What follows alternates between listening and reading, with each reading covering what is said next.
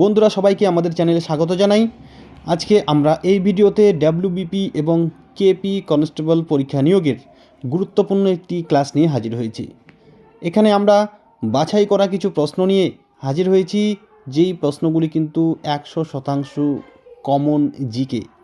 অবশ্যই ভিডিওটি শুরু থেকে শেষ পর্যন্ত দেখবে এবং এই প্রশ্নগুলি যেগুলি আজকে আমরা আলোচনা করব সেগুলি কোনো না কোনো পরীক্ষাতে কিন্তু এসেছিল। সেই ধরনের প্রশ্ন নিয়েই কিন্তু আমরা আজকের এই ভিডিওটি এখানে উপস্থাপন করছি। তো বন্ধুরা চলো দেখে নিই আজকে আমাদের প্রথম প্রশ্নটি কি রয়েছে। তার আগে জানিয়ে রাখি বন্ধুরা, যারা যারা আমাদের চ্যানেলে নতুন এসেছো অবশ্যই কিন্তু চ্যানেলটিকে সাবস্ক্রাইব করে নেবে এবং কমেন্ট করে জানাবে কে কটি প্রশ্নের উত্তর ঠিক করলে। তো চলো দেখে নিই প্রথম প্রশ্ন।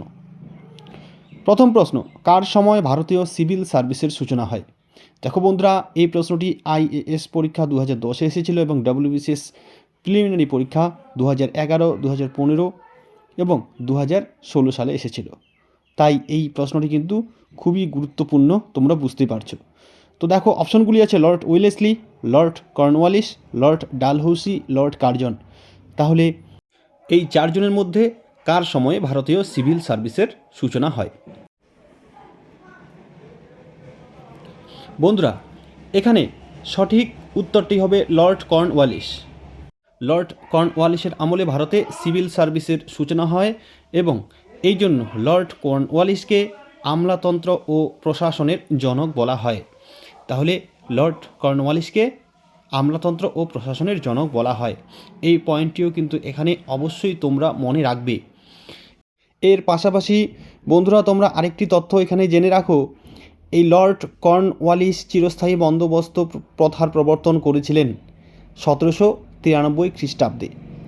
বাংলায় চিরস্থায়ী বন্দোবস্ত 1793 খ্রিস্টাব্দে প্রবর্তন করেছিলেন লর্ড কর্নওয়ালিস এবং এই চিরস্থায়ী বন্দোবস্ত প্রথা কিন্তু সূর্যাস্ত আইন নামেও পরিচিত ছিল। তাই যদি প্রশ্ন থাকে সূর্যাস্ত আইন কে প্রবর্তন করেন, তাহলে এক্ষেত্রেও কিন্তু উত্তর হবে লর্ড কর্নওয়ালিস। তাহলে একটি প্রশ্ন থেকে বন্ধুরা আমরা অনেক তথ্য কিন্তু জানতে পারলাম। এর পরের প্রশ্নটি দেখো কি আছে। ভারতের প্রথম কাগজ কল কোথায় স্থাপিত হয়? রিষড়া, ত্রিবেণী, শ্রীরামপুর, কল্যাণী। তাহলে কোন অপশনটি সঠিক হবে? বন্ধুরা এখানে সঠিক উত্তরটি হবে অপশন সি, শ্রীরামপুর। ভারতের প্রথম কাগজ কল স্থাপিত হয় শ্রীরামপুরে। এর পাশাপাশি বন্ধুরা এখানে আরেকটি তথ্য জেনে নাও, অপশন এ রিষড়া, এই রিষড়াতে কিন্তু ভারতের প্রথম পাটকল স্থাপিত হয়। এই রিষড়ায় ভারতের প্রথম পাটকল স্থাপিত হয় এবং এই রিষড়া কিন্তু হুগলিতে অবস্থিত। এর পরের প্রশ্নটি দেখো কি রয়েছে। ভারতের কেন্দ্রীয় অরণ্য গবেষণাগার কোথায় অবস্থিত? দিল্লি, কটক, দেরাদুন, সিমলা। কোন অপশনটি সঠিক হবে? বন্ধুরা এখানে অপশন সি দেরাদুন হবে সঠিক উত্তর। ভারতের কেন্দ্রীয় অরণ্য গবেষণাগার দেরাদুনে অবস্থিত এবং এখানে মনে রাখবে এই দেরাদুন উত্তরাখণ্ডের রাজধানী। তাহলে যদি প্রশ্ন থাকে ভারতের কেন্দ্রীয় অরণ্য গবেষণাগার কোন রাজ্যে অবস্থিত, সেক্ষেত্রে কিন্তু উত্তর হবে উত্তরাখণ্ডে অবস্থিত। তাহলে বন্ধুরা অপশন সি হবে এখানে সঠিক উত্তর। পরের প্রশ্ন, ভারতের সবচেয়ে পুরাতন তৈল খনি হলো হলদিয়া, বোম্বে হাই, নাভেলি, ডিগবয়। দেখো বন্ধুরা এই প্রশ্নটি এসএসসি কম্বাইন্ড ম্যাট্রিক লেভেল 2006 সালে কিন্তু এসেছিল। তাহলে কোন অপশনটি সঠিক হবে? এই প্রশ্নটির সঠিক উত্তর হবে অপশন ডি, ডিগবয়। ভারতের সবচেয়ে পুরাতন তৈল খনি হলো ডিগবয় এবং এখানে এই ডিগবয় আসামের তিনসুকিয়া জেলায় অবস্থিত। তাহলে যদি প্রশ্ন থাকে ভারতের সবচেয়ে পুরাতন তৈলখনি কোন রাজ্যে অবস্থিত, সেক্ষেত্রে উত্তর হবে আসাম রাজ্যে অবস্থিত। এর পরের প্রশ্নটি দেখো, ন্যাশনাল পুলিশ একাডেমি কোথায় অবস্থিত? দেখো বন্ধুরা এই প্রশ্নটি ডাব্লিউবিপি কনস্টেবল 2015 সালে কিন্তু এসেছিল। খুবই একটি গুরুত্বপূর্ণ প্রশ্ন, বারবার কিন্তু এই প্রশ্নটি পরীক্ষায় আসে। অপশন আছে ব্যাঙ্গালোর, হায়দ্রাবাদ, নাগপুর, দেরাদুন। তাহলে ন্যাশনাল পুলিশ একাডেমি কোথায় অবস্থিত? বন্ধুরা এখানে সঠিক উত্তরটি হবে option B, Hyderabad. National police academy হায়দ্রাবাদে অবস্থিত এবং এই ন্যাশনাল পুলিশ একাডেমি বন্ধুরা সর্দার বল্লভভাই প্যাটেল জাতীয় পুলিশ একাডেমি নামেও পরিচিত। এটি কিন্তু অবশ্যই তোমরা মনে রাখবে। ন্যাশনাল পুলিশ একাডেমি অন্য কী নামে পরিচিত? সর্দার বল্লভভাই প্যাটেল জাতীয় পুলিশ একাডেমি নামেও কিন্তু পরিচিত। এবং এর পাশাপাশি বন্ধুরা মনে রাখবে এই হায়দ্রাবাদ কিন্তু তেলেঙ্গানা রাজ্যে অবস্থিত। এর পরের প্রশ্নটি দেখো কি আছে, বস্তুর ওজন সবচেয়ে বেশি হয় কোথায়? এটি আরআরসি গ্রুপ ডি 2018 সালে এসেছিল।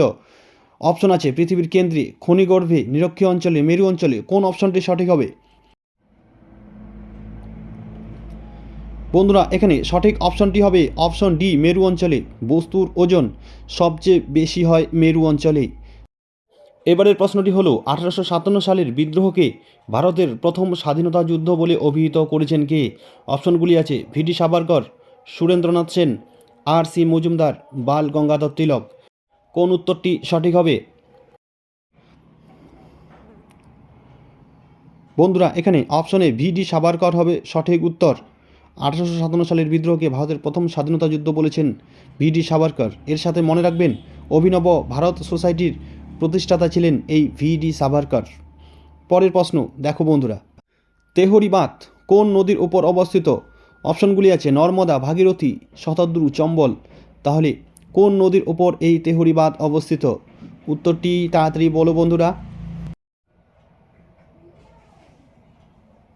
এই প্রশ্নের সঠিক উত্তর হবে অপশন বি, ভাগীরথী। তেহরি বাঁধ ভাগীরথী নদীর উপর অবস্থিত এবং এটি উত্তরাখণ্ডে অবস্থিত। তাহলে তেহরি বাঁধ বন্ধুরা উত্তরাখণ্ডে অবস্থিত এবং এই তেহরি বাঁধ ভারতের সর্বোচ্চ বাঁধ, যার উচ্চতা 260.5 মিটার। এর পরের প্রশ্নটি কি আছে দেখো বন্ধুরা, 1943 সালে ইন্ডিয়ান ন্যাশনাল আর্মি আত্মপ্রকাশ করে জাপানে, বার্মায়, সিঙ্গাপুরে, মালয়ে।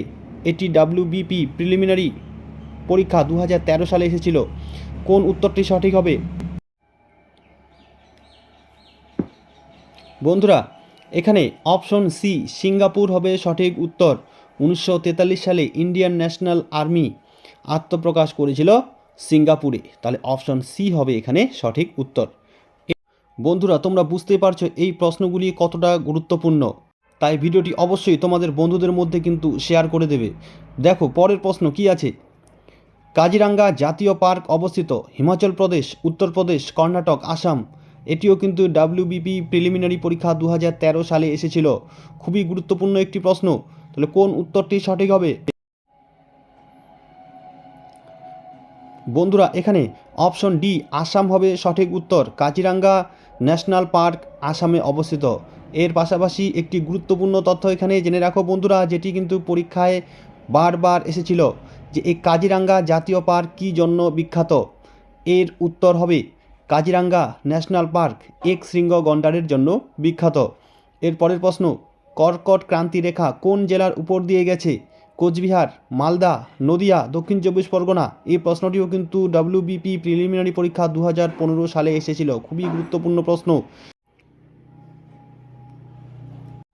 এখানে সঠিক উত্তরটি হবে অপশন সি, নদিয়া। কর্কট ক্রান্তি রেখা নদিয়া জেলার উপর দিয়ে গেছে। এর পাশাপাশি বন্ধুরা মনে রাখবে পশ্চিমবঙ্গের 4টি জেলার উপর দিয়ে এই কর্কট ক্রান্তি রেখা গেছে এবং এই 4টি জেলা মনে রাখার জন্য একটি বাক্য হলো বর্ধমানে নদী পুরা বাঁকা। তাহলে বন্ধুরা এই বাক্যটির দ্বারা তোমরা বুঝে নিতে পারবে বর্ধমান, নদিয়া, পুরুলিয়া এবং বাঁকুড়া এই 4 জেলার উপর দিয়ে কিন্তু কর্কট ক্রান্তি রেখা বয়ে গেছে। তাহলে অবশ্যই কিন্তু এই লাইনটি তোমরা মনে রাখবে। এরপরে কি প্রশ্ন রয়েছে দেখো বন্ধুরা, ওডোমিটার যন্ত্র দিয়ে কি পরিমাপ করা হয়? ডাব্লিউবিপি প্রিলিমিনারি 2019 সালে এই প্রশ্নটি এসেছিল। বৈদ্যুতিক শক্তি, তেজস্ক্রিয়তা, অতিক্রান্ত দূরত্ব, এরোপ্লেনের গতি। তাহলে কোন অপশনটি সঠিক হবে? বন্ধুরা এখানে সঠিক অপশনটি হবে অপশন সি, অতিক্রান্ত দূরত্ব। ওডোমিটার যন্ত্র দিয়ে অতিক্রান্ত দূরত্ব পরিমাপ করা হয়। এরপরের প্রশ্নটি দেখো, মানবদেহের সবচেয়ে বড় অঙ্গর নাম কি? ডাব্লিউবিপি প্রিলিমিনারি 2019 সালেও কিন্তু এই প্রশ্নটি এসেছিল। লিভার, কিডনি, মস্তিষ্ক, হৃদযন্ত্র, তাহলে কোন অঙ্গটি মানবদেহের সবচেয়ে বড় অঙ্গ? এখানে বন্ধুরা সঠিক উত্তরটি হবে অপশনে লিভার বা যকৃৎ। লিভার বা যকৃৎ হলো মানবদেহের সবচেয়ে বড় অঙ্গ। এখানে আরেকটি তথ্য তোমরা বন্ধুরা জেনে নাও, তাহলে তোমাদেরই সুবিধা হবে। মানবদেহের সবচেয়ে বড় অঙ্গ হলো কিন্তু ত্বক। এটি মানবদেহের বাইরের অঙ্গ এবং মানবদেহের অভ্যন্তরীণ সবচেয়ে বড় অঙ্গ হলো লিভার বা যকৃৎ। কিন্তু এখানে ত্বক যেহেতু অপশনে নেই, তাই লিভার বা যকৃৎ এটিই হবে এখানে সঠিক উত্তর। পরের প্রশ্নটি দেখো, ভারতীয় সংবিধানের কোন ধারাকে ডক্টর বি.আর. আম্বেদকর সংবিধানের হৃদয় ও আত্মা বলেছেন? WBP কনস্টেবল প্রিলিমিনারি 2019 সালে এসেছিল। অপশনগুলি আছে 356 ধারা, 32 ধারা, 19 ধারা, 14 ধারা। তাহলে কোন ধারাটিকে ডক্টর বি.আর. আম্বেদকর সংবিধানের হৃদয় ও আত্মা বলেছেন? বন্ধুরা এই প্রশ্নের সঠিক উত্তরটি হবে অপশন বি, 32 নং ধারা। ভারতীয় সংবিধানের 32 নং ধারাকে ডক্টর বি.আর. আম্বেদকর সংবিধানের হৃদয় ও আত্মা বলেছেন। এর পাশাপাশি এখানে জেনে রাখো বন্ধুরা, এই 32 নং ধারা হলো সাংবিধানিক প্রতিবিধানের অধিকার।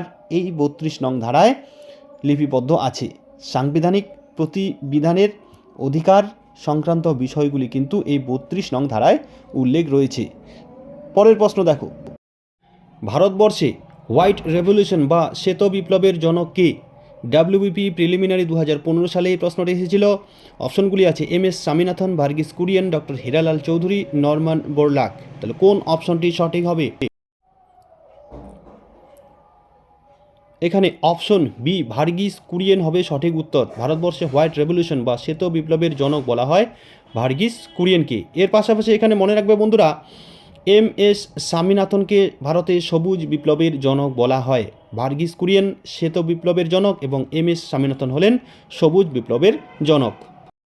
বন্ধুরা আজকে 15টি খুবই গুরুত্বপূর্ণ প্রশ্ন ও উত্তর সম্পর্কে জানলাম। ভিডিওটি ভালো লাগলে অবশ্যই লাইক, কমেন্ট ও শেয়ার করবে এবং চ্যানেলে নতুন হলে অবশ্যই চ্যানেলটিকে সাবস্ক্রাইব করবে। আজকে এ পর্যন্তই, ধন্যবাদ।